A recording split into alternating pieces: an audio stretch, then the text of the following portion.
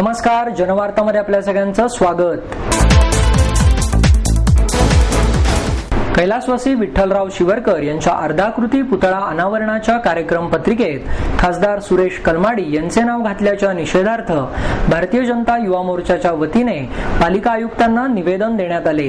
वानवडी येथे कैलासवासी विठ्ठलराव शिवरकर यांच्या अर्धाकृती पुतळा अनावरणाच्या कार्यक्रम पत्रिकेत कॉमनवेल्थ घोटाळा प्रकरणी अटकेत असलेले खासदार सुरेश कलमाडी यांचे नाव महापालिका प्रशासनाने घातल्याबद्दल भारतीय जनता युवा मोर्चाच्या कार्यकर्त्यांनी महापालिका आयुक्त महेश पाठक यांना पुष्पगुच्छ देऊन गांधीगिरी करत उपरोधिक आंदोलन केले. भारतीय जनता युवा मोर्चाचे अध्यक्ष आणि नगरसेवक मुरलीधर मोहोळ यांच्या नेतृत्वाखाली कार्यकर्त्यांनी हे आंदोलन केले. यावेळी भारतीय जनता युवा मोर्चाचे सरचिटणीस गणेश घोष, राहुल कोकाटे, उपाध्यक्ष प्रमोद कोंढरे, नामदेव माळवदे, विशाल गांधीले, चिटणीस प्रल्हाद सायकर, जीवन माने आदी उपस्थित होते. कलमाडी यांचे नाव टाकल्याबद्दल भारतीय जनता युवा मोर्चाने आयुक्त महेश पाठक यांच्या कार्यालयात जाऊन त्यांना पुष्पगुच्छ दिला. त्यानंतर महापौर मोहनसिंग राजपाल आणि नगरसचिवांच्या कार्यालयात जाऊन त्यांचाही सत्कार केला. तसेच कलमाडी यांच्या तिहार ते पुणे प्रवासासाठी 151 रुपयेही त्यांनी आयुक्तांकडे सुपूर्द केले. यापुढे निमंत्रण पत्रिकेत त्यांचे नाव आले तर तीव्र आंदोलन केले जाईल असा इशाराही मोहोळ यांनी पत्रकारांशी बोलताना दिला. कलमाडी यांना पक्षातून निलंबित केले असले तरी ते अद्यापही पुण्याचे खासदार आहेत. त्यामुळे शिष्टाचाराप्रमाणे त्यांचे नाव पत्रिकेत छापणे बंधनकारक असल्याचे नगरसचिवांनी आणि महापौरांनी भारतीय जनता युवा मोर्चाच्या कार्यकर्त्यांना सांगितले.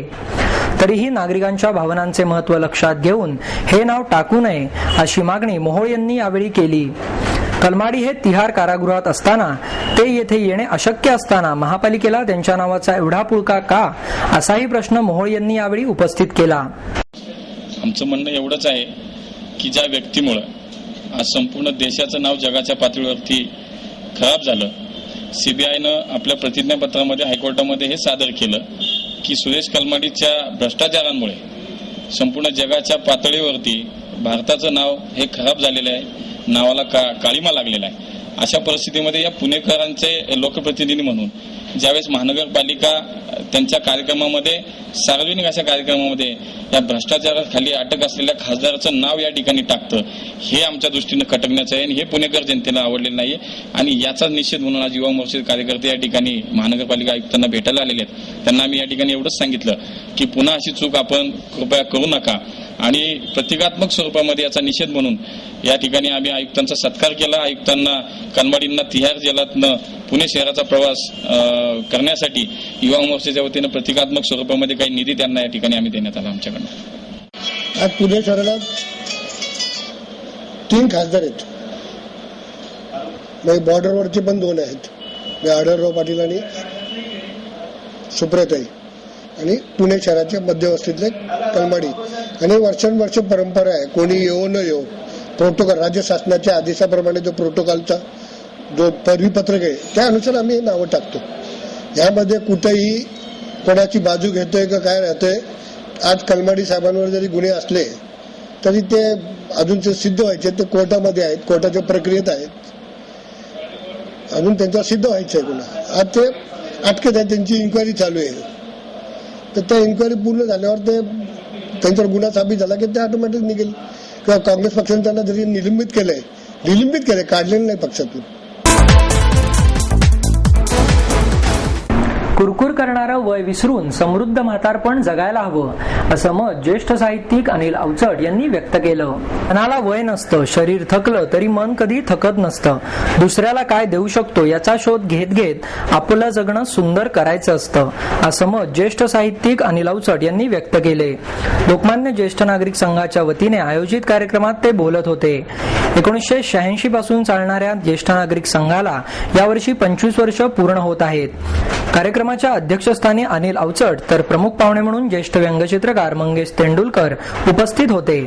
तुमच्यातील उत्साह बघून मला फार आनंद होत आहे या शब्दात ज्येष्ठ नागरिकांचं कौतुकही अवचट यांनी केले. या कार्यक्रमाच्या वेळी 75 वर्ष पूर्ण केलेल्या ज्येष्ठ नागरिकांचा औक्षण करून सत्कार करण्यात आला. यावेळी सासवड येथील जीवन विद्यावर्धिनी या संस्थेला देणगीही देण्यात आली. तसेच उषा आळेकर संपादित स्नेहवर्धिनी या स्मरणिकेचे प्रकाशनही तेंडुलकरांच्या हस्ते करण्यात आले. आज जरीही तुमचे झाले ज्येष्ठ असे वैमान, स्वच्छंदात नाही विसरला जनसेवेचे भान. अशा शब्दात लीला जोशी यांनी अवचट आणि तेंडुलकरांच्या कार्यासाठी रांगोळीतून कविता साकारली. यावेळी बोलताना तेंडुलकर म्हणाले, कोणाबद्दलही पूर्वग्रह ठेवायचा नाही, प्रत्येक व्यक्तीकडे कुतूहल म्हणूनच पाहायचं, कसलेही भ्रम, कोणाकडूनही अपेक्षा ठेवल्या नाहीत, म्हणूनच आज मी सुंदर जीवन जगत आहे. म्हातारपणातील दिवसांच्या बाबतीत बोलताना तेंडुलकर म्हणाले, मला जर कोणी विचारलं की तुमच्या जीवनातील कोणती वर्ष तुम्हाला परत जगावीशी वाटतात, तर मी 66 ते 76 ही सांगेन. माझ्या आयुष्यातील शेवटचा क्षण मला पश्चाताप विरहित हवाय, म्हणूनच आता मी माझ्या मनातील राहून गेलेली प्रत्येक गोष्ट करणार आहे. म्हातारपण जगताना कुठली तरी कला हातात असणं हे फार उपयोगी ठरतं आणि ही कला शिकण्यासाठी वयाची अट नसते. हे सांगताना तेंडुलकर म्हणाले, मी शाळेची 10 वर्ष चित्रकलेत नापास झालो, तरीही मी व्यंगचित्रकारच झालो. व्यंगचित्राबद्दल बोलताना ते म्हणाले की आज देखील व्यंगचित्रकार हा व्यवसाय म्हणून जगण्याची परिस्थिती नाही. यावेळी सूत्रसंचालन आणि आभार शरद महाबळ यांनी केले. पाणीसा निर्मल हो मेरा मन या अवचट यांनी गायलेल्या गीताने कार्यक्रमाचा शेवट करण्यात आला. पवना नदीमध्ये अनेक मासे मृतावस्थेत आढळले आहेत. साखर कारखान्याच्या मळीचा हा परिणाम असल्याचा प्राथमिक अंदाज वर्तवला जात आहे.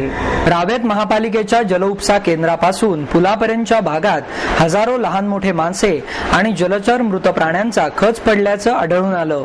या नदीच्या पात्रात रसायनं मिसळून लाखो जलचर प्राण्यांच्या मृत्यूस कारणीभूत असलेल्यांचा तपास अद्याप लागलेला नाही. यामध्ये अनेक मासे हे 5 ते 8 किलो तर गोड्या पाण्यातील झिंगे हे अर्धा ते 1 किलोचे होते.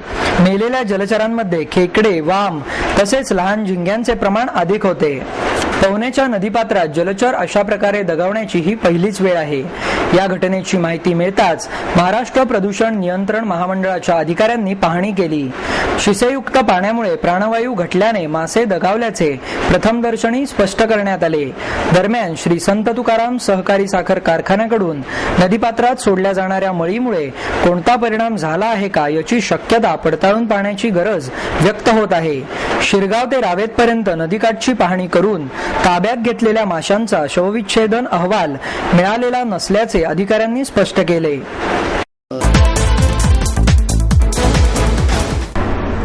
पुण्यातील सराफ असोसिएशनच्या बेमुदत बंदला मोर्चाने सुरुवात करण्यात आली. पुणे सराफ असोसिएशनच्या वतीने सराफ दुकाने बेमुदत बंद ठेवली असून सकाळी 11 वाजता सोन्या मारुती चौकातून मारुतीची आरती करून मोर्चास सुरुवात झाली. हा मोर्चा सोन्या मारुती चौकापासून बेलबाग चौक आणि नंतर लक्ष्मी रोड मार्गे पुणे महानगरपालिकेवर नेण्यात आला.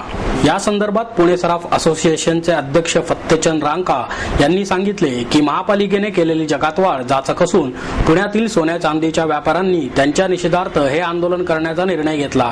त्यामुळे दुकानदारांचे मोठ्या प्रमाणात नुकसान होणार आहे. या संपाला महाराष्ट्रातील जवळजवळ 150 सराफ असोसिएशन्सनी पाठिंबा दिला असल्याचे रांका म्हणाले.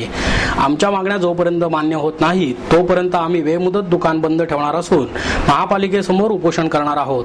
जकात अधिकारीही कायदेशीर परवानगी नसताना दुकानात घुसून बंदुकीचा धाक दाखवून व्यापाऱ्यांना दमदाटी करतात. तुमच्यावर मोका लावू, फसवणुकीचा गुन्हा दाखल करू अशा धमक्या देतात. जकात अधिकाऱ्यांचा हा त्रासही व्यापाऱ्यांना असह्य झाला आहे. हा त्रासही बंद झालाच पाहिजे अशी मागणीही या मोर्चा दरम्यान करण्यात आली. महापालिकेने सोन्यावरील जकात 35 पैशांवरून 3 रुपये केली असून ती 860% वाढली आहे. तर चांदीवरील जकात 35 पैशांवरून 1 रुपया केली असून ती 300% वाढली आहे. मुंबई शहरात सोन्या चांदीवर 10 पैसे, जळगाव शहरात 20 पैसे, नागपूर शहरात 10 पैसे तर कोल्हापूर शहरात जकातच नाही. मात्र पुणे शहरात 300 पैसे जकात घेतली जात आहे. राज्यातील शहरांच्या तुलनेत पुण्यात फार अधिक प्रमाणात जकात घेतली जाते. कार्यक्षेत्रात असलेल्या सराफांकडूनच ही जकात घेतली जात आहे. त्यामुळे केवळ पुणे परिसरातच सोने आणि चांदीची किंमत वाढलेली आहे. पुण्याजवळील ग्रामीण भागातील पिंपरी चिंचवड परिसरात सोन्या चांदीवर कमी जकात असल्याने पुण्यातील व्यापार 25% कमी झाला आहे. जकात वाढीमुळे पुण्यातील ग्राहकांना 10 ग्रॅम सोन्यामागे 700 रुपये तर 1 किलो चांदीमागे 600 रुपये जास्त मोजावे लागत आहेत. पालिकेच्या अशा धोरणामुळे सर्वांचेच नुकसान होणार आहे असेही झाडे लावा, झाडे जगवा आणि आपला परिसर सदाबहार करा असा संदेश मास्टर ब्लास्टर सचिन तेंडुलकर यांनी दिला. मैदानावर आपल्या खेळाने बहार आणणाऱ्या मास्टर ब्लास्टर सचिन तेंडुलकरने झाडे लावा, झाडे जगवा असा संदेश देत आपला परिसर सदाबहार करा असे आवाहन केले. केवळ झाडांवर प्रेम करू नका, तर झाडे लावा आणि त्यांची काळजी घेऊन ती वाढवा अशी कळकळीची विनंतीही त्याने यावेळी केली. उंडरी येथील अमित एंटरप्राइजेसच्या गृहसंकुलाच्या परिसरात सचिनच्या हस्ते वृक्षारोपण करण्यात आले. यावेळी सचिन बोलत होता. यावेळी बांधकाम व्यावसायिक किशोर पाटे आणि इतर मान्यवरही उपस्थित होते. जगभर 5 जून रोजी वसुंधरा दिन साजरा झाला. आपला परिसर हिरवागार असावा अशी सगळ्यांची इच्छा असते. त्यामुळे केवळ झाडांवर प्रेम न करता झाडे लावण्यास पुढे आले पाहिजे. हा संकल्प केवळ झाडे लावण्यापुरता न ठेवता नंतर त्या झाडांची काळजीही घेतली पाहिजे. वृक्षारोपणाने याची सुरुवात करावी. नागरिकांनी या कामी पुढाकार घ्यावा. माझाही त्याला हातभार असेल असेही यावेळी सचिनने सांगितले. सचिनचे व्यासपीठावर आगमन होताच सचिन सचिन अशा घोषणांनी चाहत्यांनी त्याचे स्वागत केले. छोटेखानी कार्यक्रमात सचिनने आपल्या भावना व्यक्त केल्या. पुण्यात कोणत्याच पक्षाची एकहाती सत्ता नसल्याने विकास कामांबाबतच्या निर्णयांमध्ये अडचणी येतात अशी खंत उपमुख्यमंत्री अजित पवार यांनी व्यक्त केली. शहराची झपाट्याने होणारी वाढ कोणीही रोखू शकत नाही. अडीअडचणीतून प्रत्येक पालिकेला मार्ग काढावा लागतो. पण पुण्यात एका पक्षाचे निर्विवाद बहुमत नसल्याने विकासाबाबतचे निर्णय घेताना अडचणी येतात. विकास साधायचा असेल तर पुणेकरांनी याचा विचार करावा असा सल्ला उपमुख्यमंत्री अजित पवार यांनी दिला. चांदणी चौकातील 85 लाख लिटर क्षमतेच्या पाण्याच्या टाकीचे उद्घाटन पवार यांच्या हस्ते करण्यात आले. त्यावेळी ते बोलत होते. यावेळी महापौर मोहनसिंग राजपाल, शहराध्यक्ष ॲडव्होकेट वंदना चव्हाण, आमदार अनिल भोसले, म्हाडाचे अंकुश काकडे, जिल्हा परिषद अध्यक्षा सविता दगडे आदी मान्यवर उपस्थित होते. यावेळी बोलताना पवार म्हणाले, पुण्याला ज्याप्रमाणे रिंग रोडची गरज आहे तशीच मेट्रोचीही गरज आहे. परंतु आज मोनोरेल मेट्रो हा भावनेचा प्रश्न बनला आहे. सध्या अनेक प्रकरणात राजकारण येत असून SRE स्कीम मध्येही राजकारण होताना दिसते. वैयक्तिक स्वार्थासाठी नदी नाल्यावर केलेले अतिक्रमण त्वरित हटवून भविष्यात शहराचा विकास चांगल्या पद्धतीने कसा होईल याकडे समाजाने लक्ष दिले पाहिजे. 5 वर्षांपूर्वी ज्या परिसराला पिण्याच्या पाण्याचा प्रश्न भेडसावत होता, आज त्याच परिसरातून कोथरूड, बावधन, पाषाण, सूस, कर्वेनगर आदी भागांना पाणी पुरवठा केला जात आहे आणि हे सर्व श्रेय येथील नागरिक आणि नगरसेवक यांना जाते अशा शब्दात त्यांनी कौतुकही केले.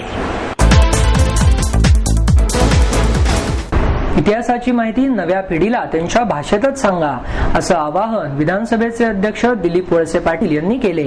आपल्या देशातील शूरवीरांचा इतिहास आपल्याला पुढच्या पिढीपर्यंत घेऊन जायचा आहे. पण तो फक्त पुस्तक रूपाने नेता येणार नाही, तर नव्या पिढीची भाषा ओळखून ती त्यांच्या माध्यमात उपलब्ध करून देणे गरजेचे आहे.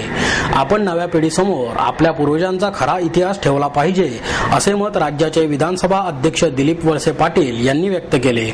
श्रीमंत सरदार सखाराम हरी गुप्ते चांद्रसेनीय कायस्थ प्रभू कार्यालय ट्रस्टच्या वतीने स्वातंत्र्य सेनानी रंगोबापूजी गुप्ते यांचे तबक वळसे पाटील यांच्या हस्ते राजा दिनकर केळकर संग्रहालयाचे संचालक सुधनवा रानडे यांना सुपूर्द करण्यात आले. यावेळी म्हाडाचे अध्यक्ष अंकुश काकडे, आमदार उल्हास पवार, ट्रस्टचे अध्यक्ष अशोक देशपांडे, उपाध्यक्ष रमेशचंद्र कर्णिक आदी उपस्थित होते. वळसे पाटील पुढे म्हणाले, या तबकाचे महत्त्व लोकांपुढे येणार नाही तोपर्यंत रंगोबापूजी यांचा सचित्र इतिहास डोळ्यासमोर उभा राहणार नाही. केळकर संग्रहालयाची जबाबदारी पुणे महापालिकेने घ्यायला हवी. शहर विस्तारत असताना शहरातील ऐतिहासिक वस्तूंचे जतन व्हायला हवे. रंगोबापूजींचे पोस्ट तिकीट काढण्याचे आश्वासनही त्यांनी यावेळी दिले. यावेळी बोलताना पवार म्हणाले, या तबकापासून अखंडत्वाची, देशप्रेमाची, निष्ठेची प्रेरणा मिळते. रंगोबापूजी गुप्ते यांच्याप्रमाणे 18 पगड जातींना पुढे घेऊन जाण्याची आज नितांत आवश्यकता आहे. कार्यक्रमाचे सूत्रसंचालन सुधीर गाडगीळ यांनी केले, तर नितीन कोतवाल यांनी आभार मानले.